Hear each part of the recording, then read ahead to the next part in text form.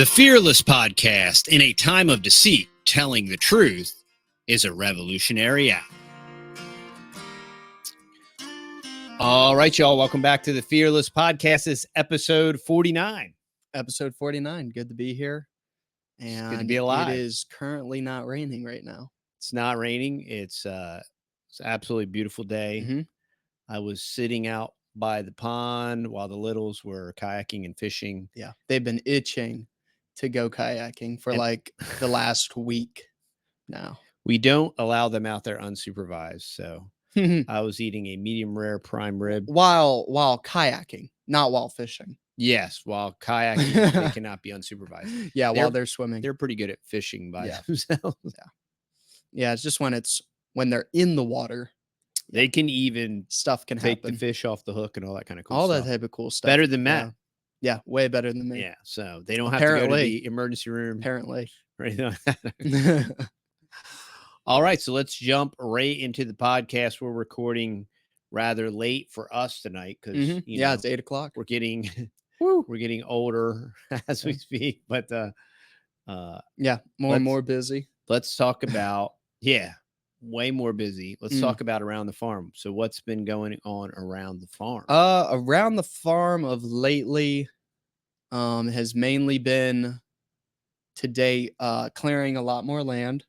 We pretty much initially with the 15 acres that we bought here at the farm, we've been slowly I take that back. Pretty much the 20 acres that we have here at the farm, the homestead. Then we have the ranch property, which is 25 acres where we have 4 cows over there, and we're going to be building the herd. But we went through and we cleared the 15 acres that was not cleared, and it was super raw land, had only been thinned commercially.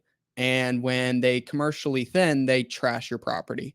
Would not recommend thinning unless you really need to, or unless you're going to thin it and then sell it.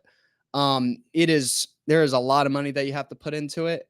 So unless you can harvest enough to then take that money from all of your lumber that you harvested and then put it back into, grading it all out, filling in all the ruts and everything like that.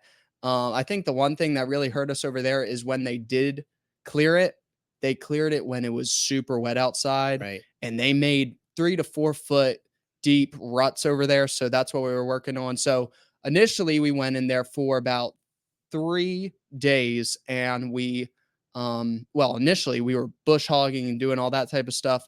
And then we went in with a skid steer with a shredder attachment, did an amazing job, put about 24 hours on there for the first week. Then now we came back for additional, at least we put probably a good 30 hours of clearing over there now. And we were able to get that in 2 days. We were able to get about 30 hours of clearing in over there, which was awesome.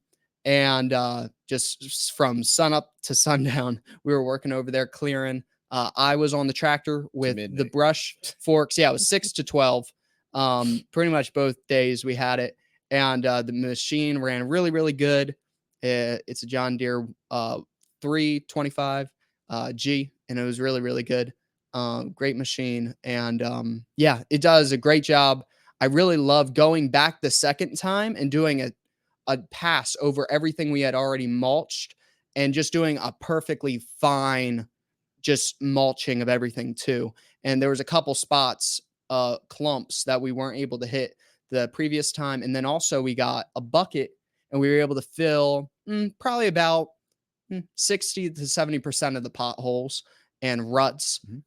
Skid steers, once you kind of get used to them with their bucket on the front, you can really grade really, really well with them once you get it down. They do have road planes, and I would eventually love to rent a skid steer with a road plane, which my buddy Nick does have a road plane there at his rental shop in Hughes Springs. And anyway, so all that to say, that's what we've been really working on mainly is clearing the land, getting it all done. I talked to William from Permapasture The permaculture Yeah, consultant. permaculture consultant. I always get him and his dad's channel mixed up. But he was saying that I should um plant some, I think he said buckwheat, I think over Uh-huh. there, something like that. Buckwheat and then some type of pea over Pea. there. Yeah. Yeah. And he said that combo's good, and oats, which we've had really, really good success with oats and winter rye, but you can't plant winter rye right now. But I definitely want to go ahead and spread some type of cover crop over all of the fresh new ground that we have tilled up over there. But yeah, really exciting. That's all happening over there. Trying to think of anything else that we've been doing. James today was working on doing some vinyl wrapping on the Tacoma truck, which is great. Doing black vinyl on the old white vehicles is incredible. It really pops, makes you look really professional. Also, we were actually able to but we finally figured out our logo for our company too. So that was great because it was really basic, which is fine, you know. But I really wanted to, I know pretty much most brands, they figure out a really cool looking logo and then kind of center their whole business and brand around that logo. So we really spent a good amount of time thinking about what it should be. And we finally found one. And we actually we actually saw it, and then we actually purchased it actually at, you know, on a logo site actually. We tried recreating it for a couple hours, couldn't get it perfect how we saw it. We're like, hey, for 15 bucks or whatever, we're like, Oh, we'll get it. wow. Yeah. Yeah. So That's worth it. 50. yeah, because me and James kept on trying, and we're like, man, we just can't get it to look as sharp as that one does. So we're like, it's 15 bucks. I think it actually had like, I think it brought it up with tax on a digital item. Yes. Yeah. Oh my goodness. It made it almost 20 bucks or Thank something. you, Gooberman. Oh my Yes. goodness. So anyway, who would have thunk it? But anyway, so now it looks super slick. James was actually able to take off the one letter of permanent vinyl. Since it's high quality vinyl, he was able to take it off and then swap it out with our new logo. Really, really well. And it just looks, it's an extra touch of detail on our trailer, on our trucks. Now you can get that on a hat. That'll look Yeah, good. yeah, on a hat. Logo. He even put it on the hood. Like I told him, like Oh, he did? only helicopters the are going to see taco? that. No, he's going to, but on the 350, he put a Okay. big one right there on the hood. Oh, I was like, dang. you're only going to see that if you're like right up on the truck. But he just thought it would be cool to do that. That's James, always like Over the top overkill, every time. overkill. Yeah.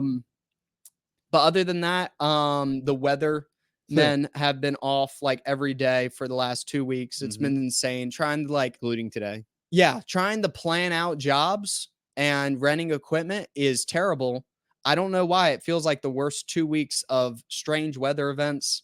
I know Oklahoma got they keep smacked. predicting terrible weather for us. And I know it just keeps we've kind of going been- around yeah. us. There's definitely terrible weather happening. There's flooding happening everywhere. Literally every day I get into my truck, I'm going to a job or something. The Google Maps tells me flood warning. You know, Yeah, it may you know, redirect or something. I'm like, what in the world? But I know Arm's family, they got Yeah. smacked by a mega tornado up Yeah, there, his flattened hometown. pretty much most of their hometown up there. That was on trending a couple days ago. So definitely be praying for the people up there in Oklahoma. But yeah, And praise the Lord we didn't get hit down his here. town is something like Sulphur Springs or something. I forget Something exactly. like that. Yeah. We've been up there. We've been Yep, up there once. But Yeah. yeah, Yep, so be yep. praying for those folks up there. Definitely. That's a good point. But that's pretty much everything that's been going on Relatively speaking, yep. around the farm. Trying to think. Nothing else. And we'll get into some other stuff off the farm. It kind of in the main topic because it kind of melds with really what we want to talk about. Next would be health check. So how's your have you developed scurvy yet? No scurvy. I think we're both scurvy free. I don't want to I don't believe in jinxing yourself, but thank you so much. But we are Christians, we're not pagans. But we haven't been no sick. Need to knock on wood. We haven't been sick in like incredibly long time. It feels like anyway. And no even any lingering coughing or anything like that. And it's been incredible just to be like a normal human being, not to have like lingering side effects. It's like so It's so incredible. And tomorrow I will probably be deathly sick. But anyway, because I said it now. But That's a possibility. I'm trying not to think about it because it's amazing being Name it healthy. and claim it. So personally, I'm thinking now with being carnivore, kind of more keto personally for me. Cheeto. You're a cheater. Cheeto, You're a because big I Cheeto. still love my hamburgers. So Every anyway, day. pretty much almost. So Almost pretty much. pretty exactly. much. So anyway, yeah, Cheeto. I don't Cheeto. That's a good one. I like that. Yeah, health check doing great. Definitely progressing definitely in strength and everything like that. Trying to think. I did 250 weighted shrugs yesterday. So that was great. That was all time high for me, PB. Need to get more weight for my Olympic bar because then I can lower my reps because it's just kind of insane going up to 250 before, getting true failure. But definitely really liking that. Also doing, I forget the name for it, but another method that I've been testing out and I've seen really good results with it. What's it called? But it's for maximizing your hypertrophy, but it's with your I forget if it's either short range or long range, I forget, but it's just when you don't fully extend your muscles and you're only using the upper part of the muscle range. Concentric movements. Yes. So it's actually perfect. So say if you have if you're going to isometric. if you're going to be doing say 20 reps of curls, right? For the first this is normally what I do. For the first like 10 to 15, I do full range. But then at the end, like the last 10 or 5, I will only go halfway down with the bar and then come back up. And doing that in a very controlled manner, or controlling the decentric, definitely is just as important as when you're lifting up and contracting. So I've definitely seen a lot of benefit with that. And then definitely still on not everyone, but on certain ones, going to failure, feeling what failure feels like is always a really good one. Then on certain ones where I like to push harder, definitely taking a 2-minute break instead of a 1-minute break. I was doing 1-minute breaks for easier sets. I do 1-minute breaks, but then with heavier loads, because I've been really progressing with now having wrist straps definitely helps with getting up to 125 pounds on the Olympic bar, doing curls and stuff. That's really been helping. And then I started back up. I don't know why I didn't, but I just kind of slouched off on it and I needed to get back into it. But overhead press with the Olympic bar, I haven't done those since shoulder surgery. But it's really good because need to definitely start practicing with that more because that hits your lower chest and your upper I forget what this part delts. So that's definitely really good for strengthening your shoulders and everything like that when performed properly. But all that said, yeah, health check's doing good, strength's doing good. How about you? Well, for those of y'all that didn't get to check it out, I was able to have Dr. Chafee on for an interview, and it kind of became a breakthrough because we talked a little bit before the podcast and then after the podcast, and I was explaining my shoulder issue and explained how I was getting a good relief from hanging. And he brought something up that I'd watched a couple videos on.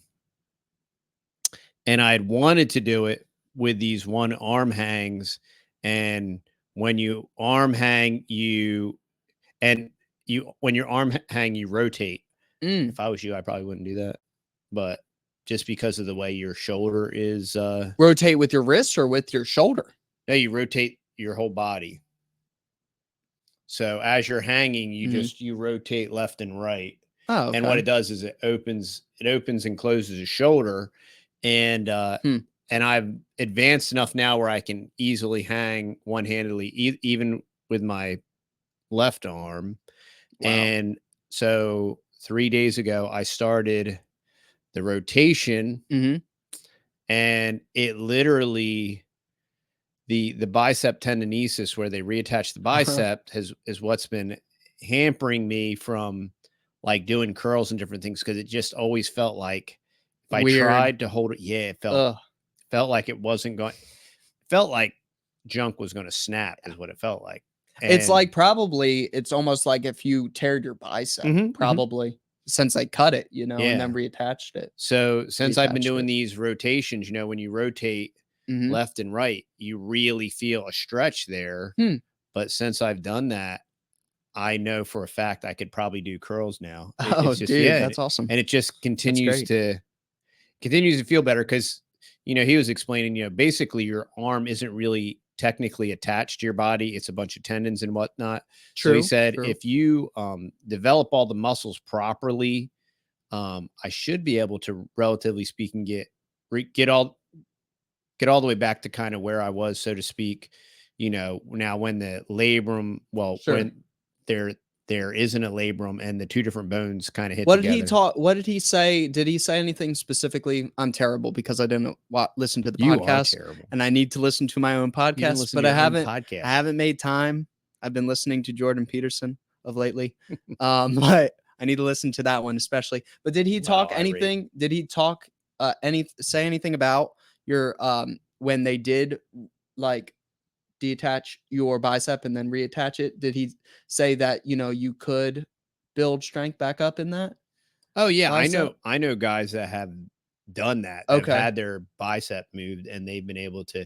Yeah, there's lots of guys that have even detached their bicep, you know, just ripped their bicep head and he stitched it back together, or they'd had to move it. So I know that that's super viable. Okay. I even know guys that have ripped their bicep and haven't reattached it, and then it looks all super gnarly. That's like Athlete X. He partially tore his bicep. Yeah. And he still trains with it. Yeah. And you know, and that's the thing, if you can properly train, I mean, if it ain't fully muscles, broke, don't fix it, I guess, type of thing, you know. Yes and no. You know, I used to have that philosophy, and it kind of bit you in the butt. It led me down a road that I would prefer to not be on, but God is in control. So there we are. Live and learn.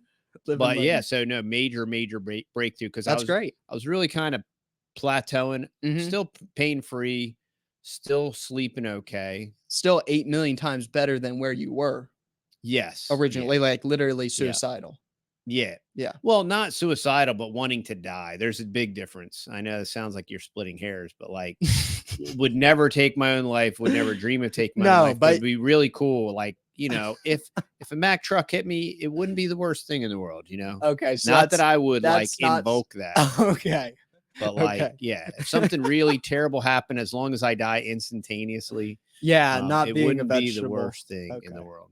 But yeah, but I understand what you're trying to say, son. Yeah. On the edge. On the edge. Yeah, on the edge. But yeah, so that's the health check. I feel like, and I really feel like, oh, and the other thing I did, I installed a pull-up bar at work. So outside my office, I installed a pull-up bar. So how many times are you hanging a day? Oh, at least 10 times a day. Oh, wow. Okay. Yeah. For up longer than a minute. Over a minute and a half. Wow. You know, that's great. After, you know, the first time I can hang almost 3 minutes. But then after that you're destroyed. You're kind of smoked. You know, your grip. Yeah. And the biggest problem I have is the calluses continue to build up. And once your calluses get so thick, they start to crack and everything. So I have to actually file them down. That's what I have to do too. Yeah, because if I don't file them down, they'll crack and split open. Get nasty. And I look like Marty Rainey or something. But man, that guy's one gigantic callus, y'all. Bro. Yeah, I've shook his hand before. Yeah. It's incredible. It's wild. It's incredible. I don't know how he does that, man. I don't know. Get his hands that callous, but yeah. So it's health check. All is well. We do want to remind you of our sponsors. One of the main sponsors for today's video is Exit and Build Land Summit. That's going to be May 17th through the 19th, and the Texas boys will be there. So we're going to be there Friday and Saturday. So it's going to be a great meetup. Hopefully Blue Diamond Bill's there. There you go. Maybe a couple other locals. You can That'd be cool. Use the links down below. for the Exit and Build Land Summit. Lots of great speakers, Jack Spearco, Joel Salatin, JP Sears is going to be there.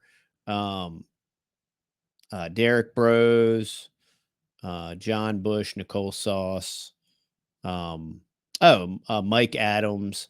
So we're kind of looking forward to going back, and it's all about, and if you want to know more about the Exit and Build Land Summit, on Wednesday, I'm going to have John Bush on, and we're going to be talking about it. Awesome. So stay tuned for That's that. great. But they're one of the sponsors of Yeah, today's. if you are thinking or considering going down there, I would highly recommend going ahead right now and checking out and getting an Airbnb, or a hotel room or something, because it's going to get packed. That's what happened last year, and stuff started getting booked up. Relatively things that were relatively close to there. So I would highly recommend that. That's what we did. We actually are going back to our original rental place, which is so cool because it we was went like to last time. It's 5 minutes. it was 5 minutes down the road. Literally, you pull out of the driveway, you go straight, and you turn right, and it's like right there. Yeah. Isn't there a HEB there too? HEB. Yep. There's an HEB. HEB, like right up the road. So it's it's like the big one, the mega one. Yeah. So it's great. Yeah. So we're gonna be able to do we all had a lot of fun. Lots of great people. Yeah. Last time. And when you talk about going to these events and meeting people, the last time we went, we met Mike Adams, and he interviewed us, and then he had us in his studio. Yeah, and then we got to tour his studio, his factory. Yeah, practically it is a factory. Yeah, and it's just, man, it's insane. It's and absolutely that's the kind insane. of cool, high caliber people you meet, and it was great experience. And yeah, he wasn't even supposed to be there. He just popped in Yeah. for the fun of it. Yeah, it was really cool. And so it's lots of fun, y'all. And you don't have to sit through everything. No. We just go to the certain speakers that we want to hear. And we're 5 minutes away. So if y'all could find a spot that's kind of that close, if there's not a speaker for the next hour, we normally just go back home, crash for an hour, and then come back. That was so great about it, it was great. Being so close to it. That's what I really loved about it. It was a great experience. Yeah. We weren't going. I was kind of contemplating not going, but then when I heard JP was going, and then Joel Salatin was going to be there, I was like, okay, there's enough cool guys going to be there. I'm like, we got to go. We got to go check them out. So finally going to be this year, able Mike to, Adams is a speaker too. Yeah. So finally going to be able to meet these guys in the flesh, shake their hand, get to know who they really are in real life. It's going to be really cool. So definitely highly recommend.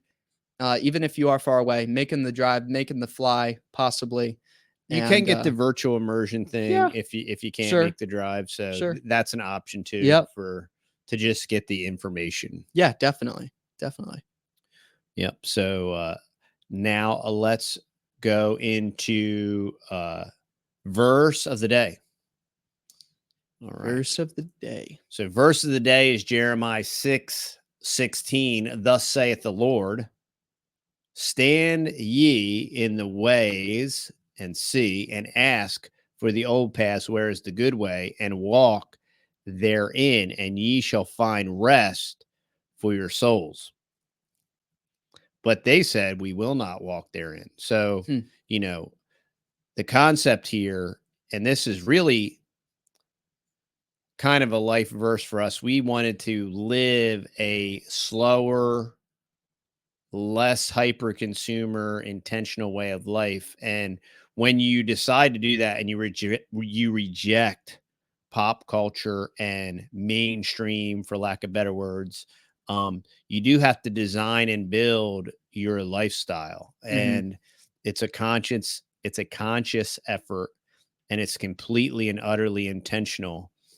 And when you take action and you are intentional and you design your day, you can add and subtract from your day what holds the highest priority and importance. And there's a lot of life lessons there. And you can design and build the life you want. You either will design and build the life you want, or you will live somebody else's life, or you will just bob aimlessly, and you will be the sum total of the happenstance that happens to you, and you'll probably be a victim as well. So, the encouragement there is seek the old paths, the good way. It's not the newest, brightest, and shiniest thing. It's not the newest tech. It's certainly not anything that this world has to offer. That is for sure. It's literally the opposite of that. And that's not to say, you know, we're Luddites and, we reject modernity and No. modernization. No, we're here on a Yeah, podcast. we're on a podcast. We have a YouTube channel. We stream. We drive vehicles. We use tech. We it very much As you can love see, petrol. there's we are big advocates for gasoline, Yeah. diesel, all the non-dinosaur juice. We are rabid petrol users. Yeah, big time. So that's the verse for today. I hope that encourages you, or hopefully maybe it will admonish you and give you something to think about. Before we get, because this is going to speak right directly into our topic. And our topic is a little bit twofold. There was an article recently posted in our local newspaper, and that's what I kind of wanted to talk about. And then that's going to bleed into something else that we did this week. But this article comes out of Quitman, Texas, and it was written by Jordan Green on April 4th. The article's title is "It's Time. East Texas Farmers, Ranchers are Retiring, but Few Being Replaced." Most of the now defunct Kyle L. Hayes Dairy looks the way it did about a year ago when the longtime dairyman's cows were milked for the last time. From 91 to 2023, Hayes raised every cow in his herd. He built his own barns, harvested his own hay, and with the help of his family, cared for the cattle that produced nearly 1,400 gallons of milk daily. But when his wife had a stroke last year, he was no longer able to keep the operation near Quitman going. His son, who helped him run it for years, didn't want to take it over. Another small family-run East Texas dairy shut down for good. And Hayes's Dairy is far from the only East Texas agricultural operation that has run its course.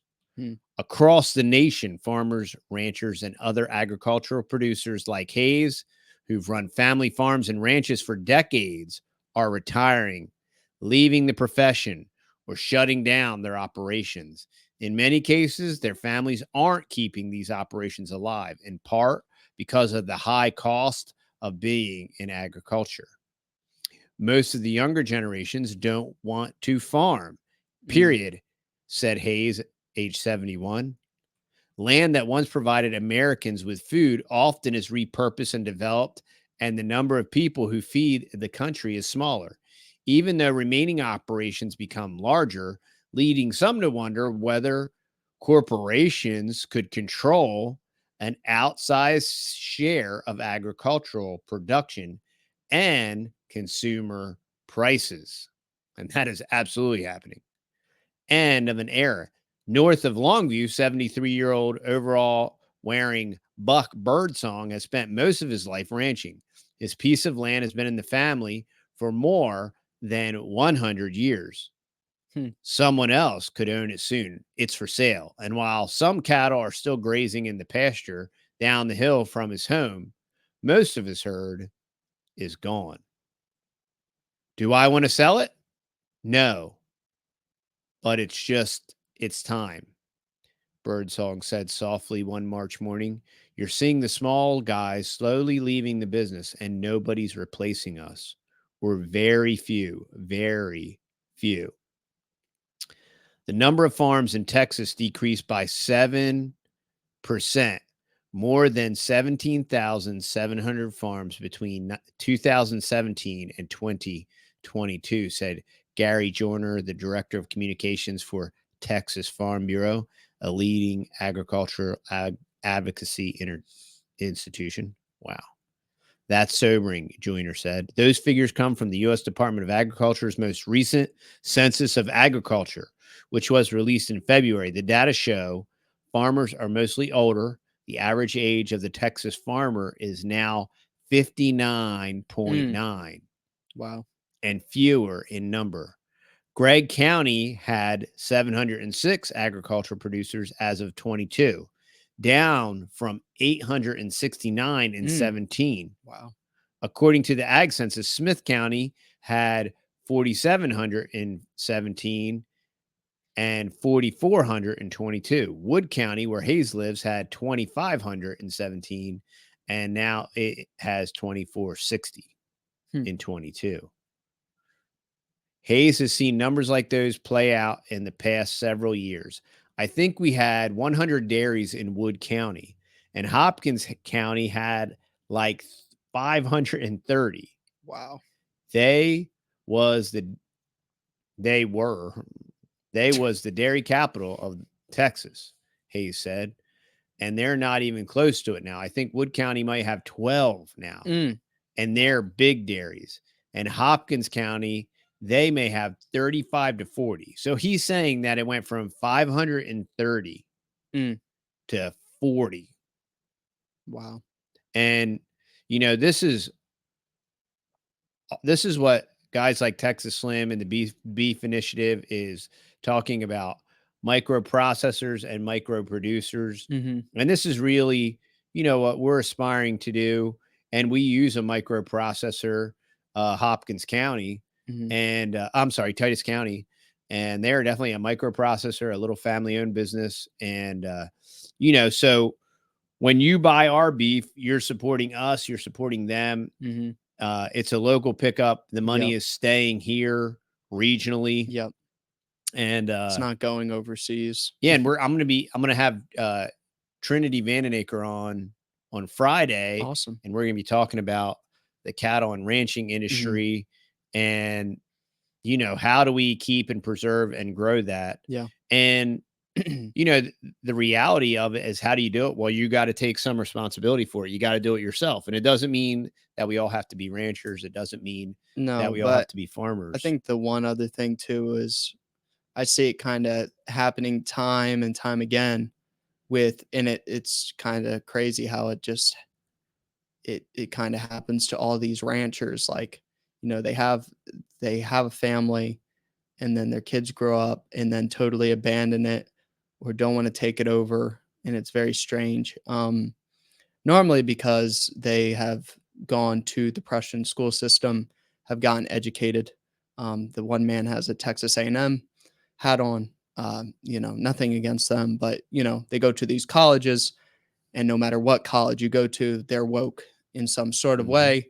And they really do not want you to be doing this type of, have that type of lifestyle. You know, they want you to have some type of stupid degree that will inevitably not be able to actually provide for you.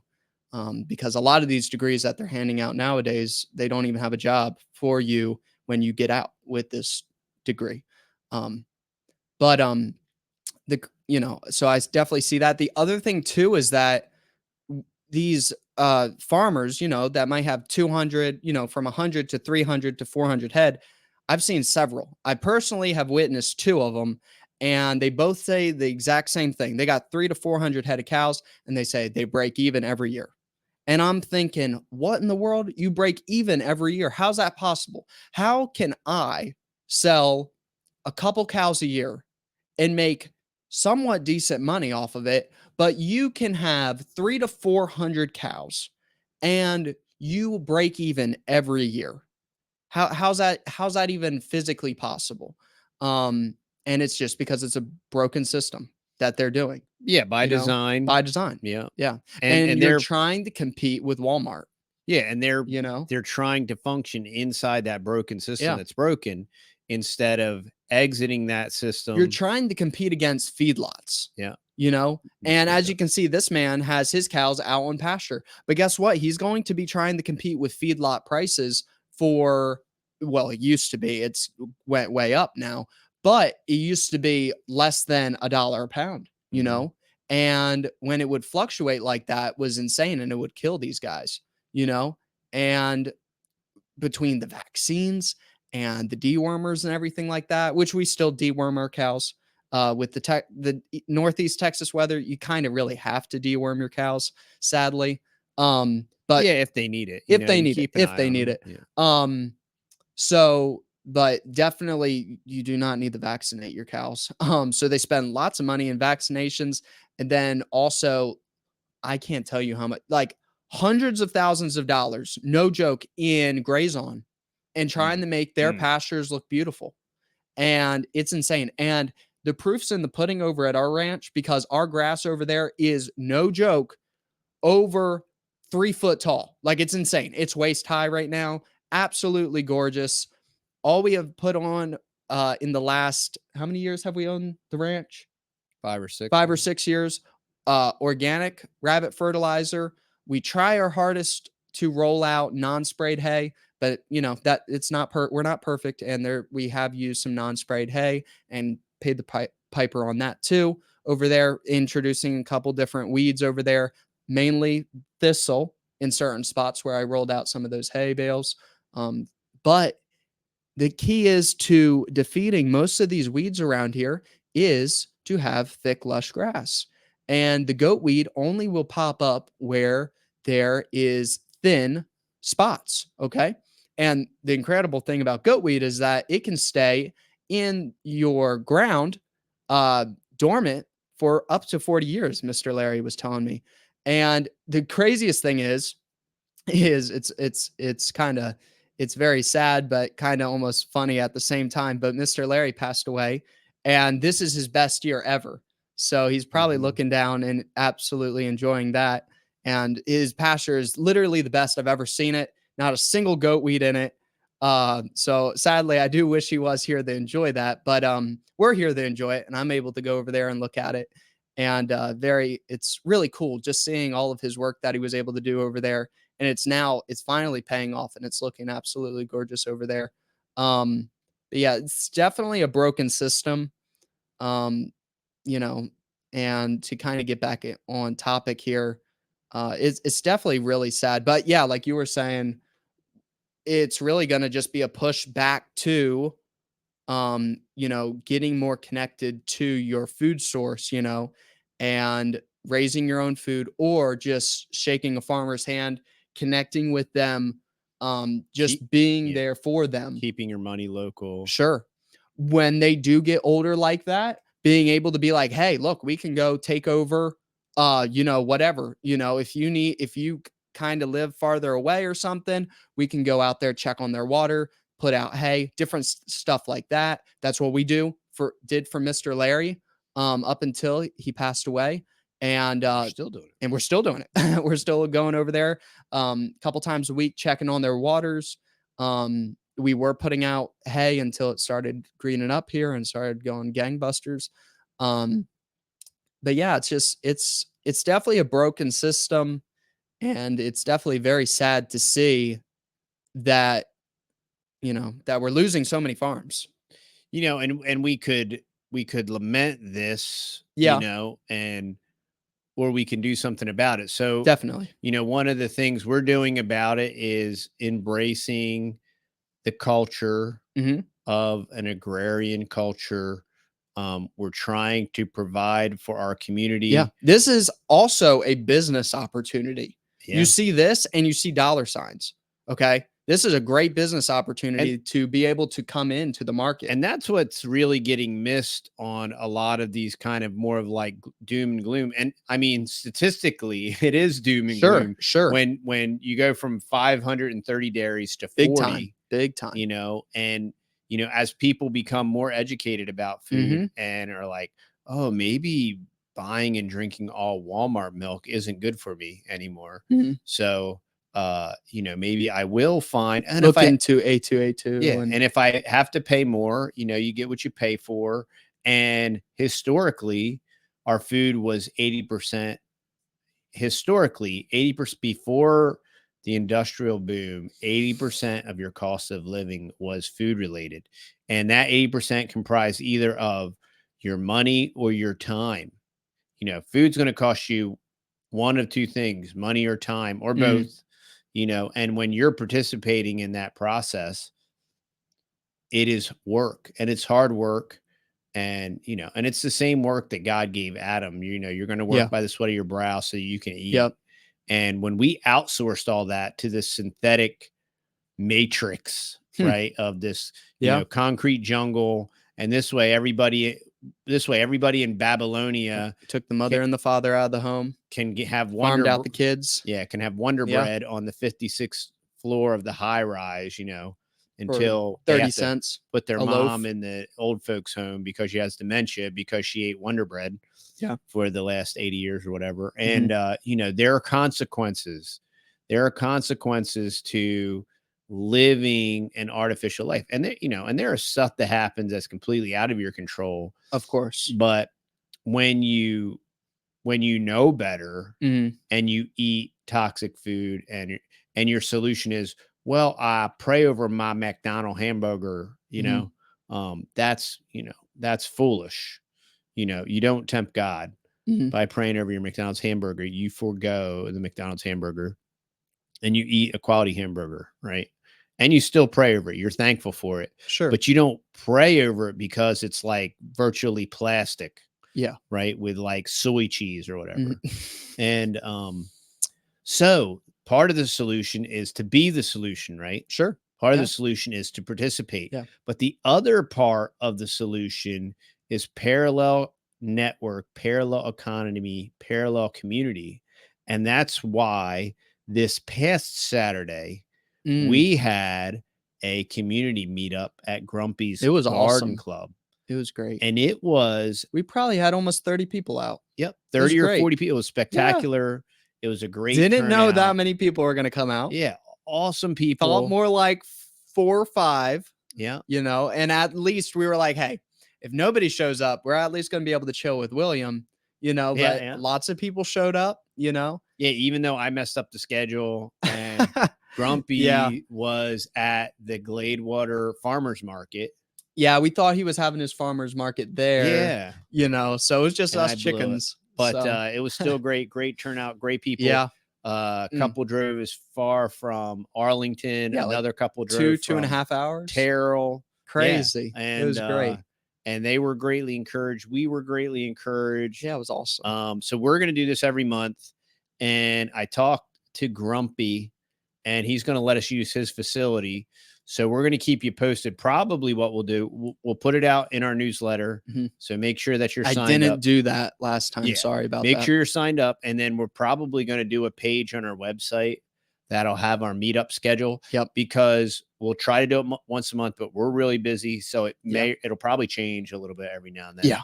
And so if we have like an active calendar, you'll be able to check it. We'll announce it. We'll email everybody out that's interested. But the amazing thing is it's way more, as encouraging as it is to everybody else. It's way more encouraging to us because, Definitely. Here we are, this forever super huge tiny channel because, everybody's like, oh, 100, and, super shadow band and all that stuff. But the people, we have like amazing subs and customers that they're just super loyal, fanatic, and it's great, and we love and appreciate them, and to be able to meet them, shake their hand, and encourage them, and then hear what they're doing, and that encourages us. And that is, that's really what it's all about. And by doing that and having that network, one, it's creating awareness and importance. The reason we talk about some of this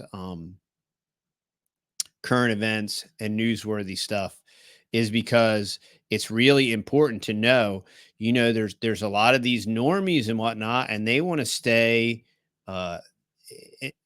under their normalcy bias with their head stuck in the sand. And like, well, even though we just had just in the last 3 or 4 years, we've had wild supply chain issues and crazy stuff happen that could never happen. And that'll never happen. And then it literally happened. Literally. right? And now a couple years go by, and the United States of amnesia, as my buddy Billy calls it, it is the United. Yeah. If it didn't happen in the last 30 days, it didn't happen. And the United States of Literally. amnesia, he's like, I forget he's got all these I know. one timers, I but know. he's like, you can fall asleep drinking the hemlock or something Something like that. like But that. that's Yeah, so yeah, true, yeah. man. Yeah. And Yeah. big shout out to the Permaculture Pimpcast and my brother Billy, Yeah. my brother big from time. another mother. That's our brother podcast, y'all. So Yeah. check out the Permaculture Pimpcast. And we really appreciate William and his family. That Yeah, was definitely. cool. They all came out for the meetup. So it's going to be very encouraging, but we're going to start integrating classes. And you know, we're not anybody to teach anybody anything. No. William has the certifications, Definitely. and he's actively doing it, and not just doing it, but illustrating it. So I'm going to let him handle that kind of stuff. So it'll have tremendous value. And I mean, that's another thing about our community is, and I think about all communities, you know, when people try to create intentional communities, Yeah. there you can be a giver or a taker very easily. And the reality is there's always these people, and they're like glommers honor, right? And they want to come, and they want to hang out, and they want to extract, and they want to take, right? But they don't want to give back. And the way that a community works, it's synergistic, and there is give and take. And that doesn't mean that's not a monetary thing. You know, there's lots of ways to participate. There's lots of ways to give back, but you just can't. Because go ahead. Yeah. If all you're going to do is come into a community and take, nobody wants you around. No. Okay. And what I've seen, because we've had a couple people enter into our community with that mindset, and guess what? They left. They did, because everybody noticed that they were just takers, and everybody was like, okay, we helped you and we love you. We're going to cut the spigot off. We're going to cut the spigot off. And if you want to actually be a giver and help out the rest of the community, go ahead. But you're going to have to go ahead and do that first before we, keep giving back to you. Right. And guess what? They left, So that's the beautiful thing about having your community not be on your own property. Yeah. That's very true. Billy Bob might live 2 miles down the road, or a mile down the road, or he might be right next door, but he's not on your property, sharing your property. You went in halves. Nothing wrong with going in halves for properties. Not saying anything like that, but I'm just saying it could be complicated. It can be very complicated if you don't know that person very well. Sure. But yeah, this is kind of how it started off with me and my one neighbor. And we were first kind of trying to do some like type of value system. Like I would trade him one thing, and then he would trade me back the other one. And then just kind of like trying to compensate for each other every time we did it. And then we just kind of forgot about that whole stupid thing. And it's just like, dude, if you need to borrow something, come and borrow it. And then the same with me, it's like, if I need your tractor to go brush hog my field, I can pretty much at any time, he can call me up and be like, hey, I want to go borrow your tractor. I'd be like, keys are in it, go take it, but if I need his flatbed, he'll be like, yeah, sure, go take it, So we're not keeping tabs on like, oh, okay, I traded you this one thing, type of weird thing like that, But like our new neighbors, I don't know if they listen to the podcast or not. I know they're kind of subscribers, but they just moved in, and he offered up his concrete mixer. Super, forget what Wrangler Star says, like scooch him, concrete mixer, and some West Coast thing. And West Coaster. And these people are West Coasters. So there you go. He would know it. Scooch him or skookum or something like that. Something like that. Concrete mixer, like you dump the concrete in it and mixes it up, adds water, and then it pours it out like a mini concrete truck. It's super cool. Yeah. And he was like, hey, he's like, I got it. I'm like, dude, I saw that on Kickstarter. I'm like, that looks so cool. He's like, if you ever are pouring little slabs or anything, you can have it. So he's a giver, and he's awesome like that. Everybody has their quirks. You know, we have our quirks. Yeah, sure. Other people have their quirks at certain times, you know. And that's all part of it. That's all part of the Yeah. community. Nobody's perfect. Nope. You know, we're all learning, try, We're all fail, going to make adjust. mistakes. We're working together. Once in a while, we're going to tick each other off or Yeah. something, you know. That's But families too. you know, you'll forgive and forget, That's you how know, type families stuff. are, you Yeah. know. And you know, and that's all we're trying to, you know, and the weird thing is we talk about this like it's some kind of concept, right? Or that it's like some kind of new idea. And Yeah. it really does. Yeah. I mean, It's like prepping and homesteading. yeah, right, exactly. And it's really what Yeah. makes it fascinating It because just was normal life like 100 years ago. yeah, this was normal life. And we got to come up with these new ideas, right? To save society since, you know, people don't know what gender they are And this need Kool-Aid to dye their hair. And that's when people say, "Oh, we're only getting smarter." No, we are not. We are not getting smarter. Look, we are y'all, only getting dumber. Yeah, sadly. evolution is dead. I mean, just observe reality. Yeah. Okay, it's not big. It is not bigger, better, stronger, bigger, stronger, faster in an incredibly long period of time. Direct opposite of that. Yeah, we are becoming non-binary and soft and amorphous Weak. and androgynous and living way less. Yeah, longer. Yeah, and becoming completely virtual. So the point is categorically reject all of that synthetic stuff, all of this egalitarian, complementarian. You know, if you're a man, embrace the fact that you're a man. If you're a woman, embrace the fact that you're a woman. Be thankful for how God created you and embrace that. And look, there's going to be hurdles to overcome. Yeah, and I realize there's you know, plastics and stuff in the environment, right? And you know, but all of that can be overcome. And it really it starts with a return to these old paths. Yeah. In a good way. Now there's an absolute scriptural and spiritual reference to all of that, but there's also a very contemporary application to that just applies to real life and desire an older, more simplified life. Why do these kids, why do these heirs apparent, why don't they want to do this? Well, dad's a fuddy-duddy and there ain't no money in that stuff. And look, there is. This is what's amazing. Now, there is not remotely enough money in it doing it the old way, the chemical model, the you know, the monoculture model. There isn't any money in that. No. By design, it's been deconstructed. Yep. And it's been decentivized and demonetized, you know, by government welfare. And that's the other thing is every now and then we'll have these bots comment like, oh, farmers are the biggest welfare people there are. And there's a lot of truth to that, man. All these monoculture stuff. And that's the way big gov and big ag has been able to control it. That's how they've been able to price fix.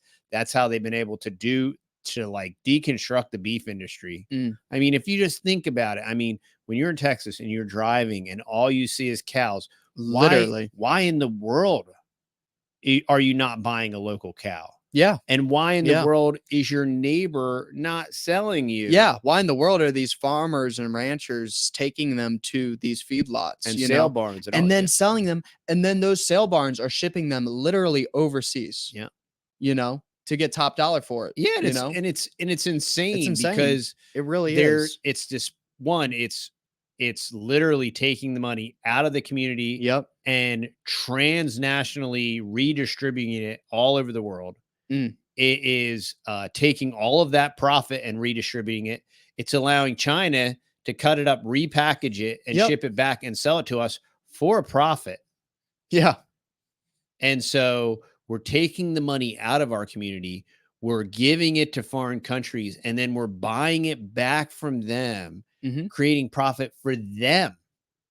I mean, this is basic. This is economics 101. This is such basic economic concepts and principles. And, you know, this goes right back to loving your neighbor, community, shaking a rancher's hand. Oh yeah, my neighbor, he has cows. Yeah. I'll buy one of his cows. Okay, well, I need somebody to process it. Okay, well, Find a local processor. and there have been 2 new local processors in our area, and these, as long as they're not, they get hung up with regulation and permitting. Yeah. Like the one processor was held up for almost 2 years. They had this huge investment. They're finally open. Really? Wow. Yeah. Yeah. Yeah, it's really cool. That's awesome. And we love our little And microprocessor. if you can't find a local processor, maybe you have to become your own mobile processor, Yeah, and we've talked about that Yeah. too. Yeah. Or maybe not mobile, like making it into a business. Maybe you just have to butcher your own Or meat, maybe you find somebody in your community that has Or that that. skill and they do it. You go into the old Craigslist and say, "Hey, I need a cow butchered. Anybody out there know how to butcher a cow?" Yeah, and these are It's easy as that. Yeah, and Like, these are the literally. type of, oh, well, I don't have 50 or 100 acres. I can't Sure. run a bunch of head of cow, but I can butcher. We don't have So 100 acres. yeah, so I can team up with somebody that has the cows, Sure. and either for a fee, or I can offer my services to Uh-huh. their customers, right? Yeah. And now you have a business, Yeah. and that's how this works. And that's how it's always worked. It Mhm. was never like, oh, I need beef from my neighbor. So what I'm going to do is he can sell it to China, Mhm. Yeah. and then some Uyghurs in some Chinese death factory, or, people that just got done making your iPhone, Yeah. they can chop the cow up and send it back to us for a markup. Mhm. You know what I mean? And this way, the redistribution of wealth, and we get to like help a communist country and all the irony, and this is all facilitated by our government. This is Big all time. facilitated by the District of Criminals, by the To big lobby, destroy our economy. by big ag. Yeah. Yep. To make us like China, because Yep. that was the Anglo-American model, Bazinia Brzezinski, Heinz Kissinger, Carol Quigley's books. This was the model, and China was the model. They set up China. They sent all of our manufacturing over there to sell it back to us. So I mean, this is the fruit of all that. So now we're back to what? Well, I don't need a Sony PlayStation. Yeah. And I would prefer to not have a Apple iPhone. Sure. But what I do need is I need grass-fed beef. Heck, I would prefer not to have any of this technology crap and literally just be able to run, my business without any of this technology stuff. Yeah. Like, that'd be great. We're not Luddites, No. and there's leverage in it, and There's we'll use big it. time leverage. We'll use it for what it's Sure. worth. And there's communication leverage. Yeah. We get to reach out absolutely. to y'all. We can communicate back and forth. And then what's really cool is like, we'll be like communicating back and forth in this medium, right? For years. Incredible. And then the next thing you know, you have a meetup and you're like, oh yeah, I'm so-and-so. Remember I know. told you And I'm about like, this? And I'm like, yeah, no I way. do remember that. Yeah. And you're like, wow, that's you. It's incredible. Yeah. Yeah. And you get to meet these people, and it's great. That's what this community is all about. Yeah. That's what we're going to continue to build and grow. So definitely seeing the silver lining, seeing the opportunity in this doomsday type of stuff that's all around us, So seeing the opportunity of, all these ranchers and farmers are dying, and fading away. Okay, well, what does that mean? We're going to have really high beef prices. We've already seen really high beef prices because they've been lighting stuff on fire around here like it's nobody's business, and dumping chemicals everywhere.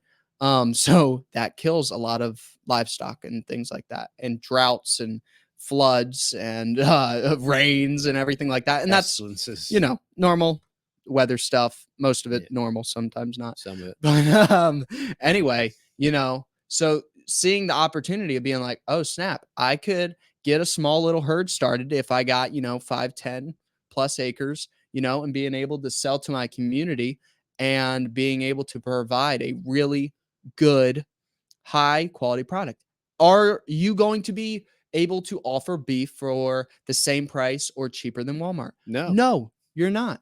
But guess what? People have to understand and wake up and figure out that the product that you are getting, is a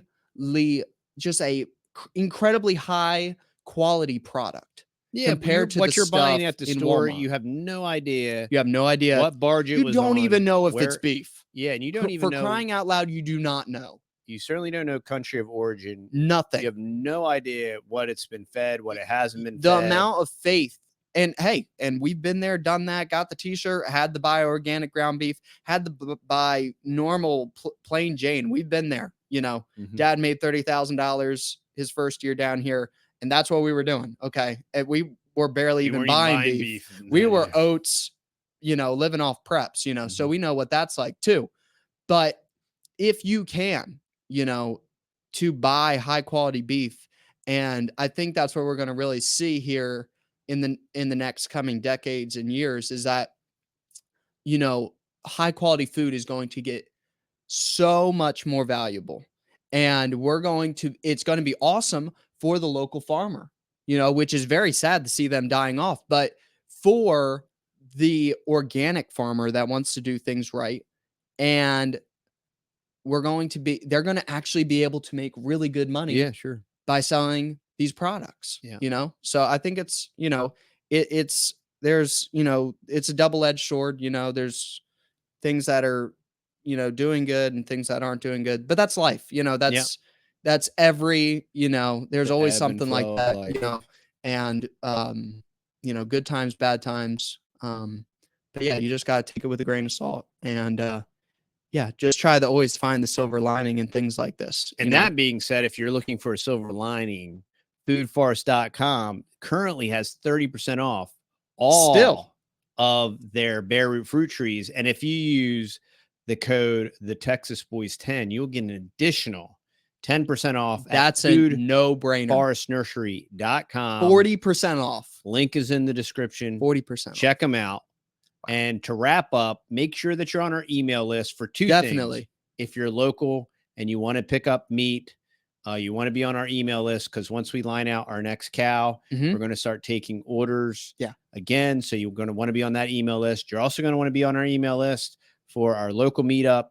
It should be at Grumpy's Garden Club next month in June. I might just go ahead and maybe make a page on the website. Yeah. That would probably be better too. I said that at the beginning of the podcast, but you weren't apparently paying attention. Oh, you did? But yeah, I said we were going to I'm tired. I'm so tired.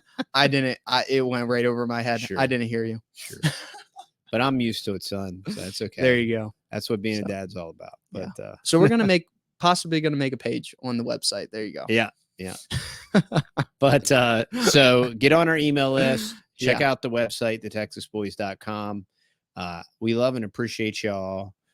It's been another great week. Yeah. And, you know, we just keep on keeping on, taking it to the next level.